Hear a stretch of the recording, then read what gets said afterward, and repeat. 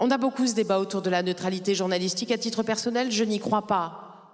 Elle est mensongère ou elle est dangereuse. C'est-à-dire, dans un système qui est discriminant, la neutralité fait le jeu de celui qui discrimine.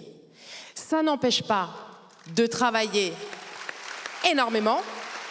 Ça n'empêche pas d'être le ou la plus honnête possible. Je crois à l'honnêteté, je crois à la rigueur, je crois à mon travail, dans le sens où c'est un métier qui reste assez noble, oui. Mais comment je pourrais travailler sur des sujets de société, parce que depuis la sortie de l'école, je fais ça, constater chaque jour qu'à tous les étages de la société, à des degrés divers, on est d'accord, et il y a d'autres pays au monde où les enjeux sont vitaux, ce qui n'est pas forcément, et encore toujours le cas ici, certes. Comment je pourrais connaître ces chiffres?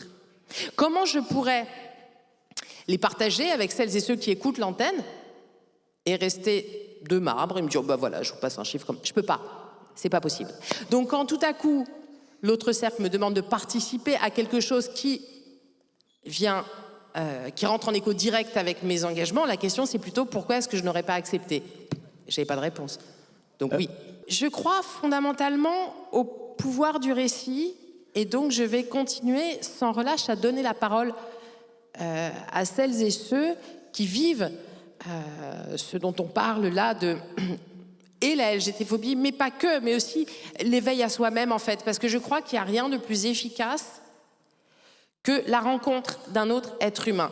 On est un pays de grandes écoles, on est un pays de grands diplômes, on est un pays où on adore dépioter les concepts. À un moment donné, ce que j'aime moi dans ce métier, de la façon dont France Inter me permet de le faire, c'est de permettre la rencontre avec l'autre. C'est dire, je sais ce que tu penses, mais écoute juste son histoire à lui ou à elle, puis juste écoute, prends le temps d'entendre. Prends vraiment le temps d'entendre, qui est une chose qu'on fait finalement trop peu.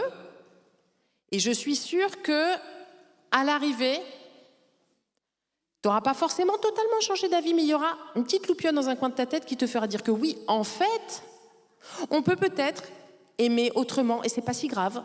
On peut peut-être choisir une autre voie et c'est pas si grave non plus.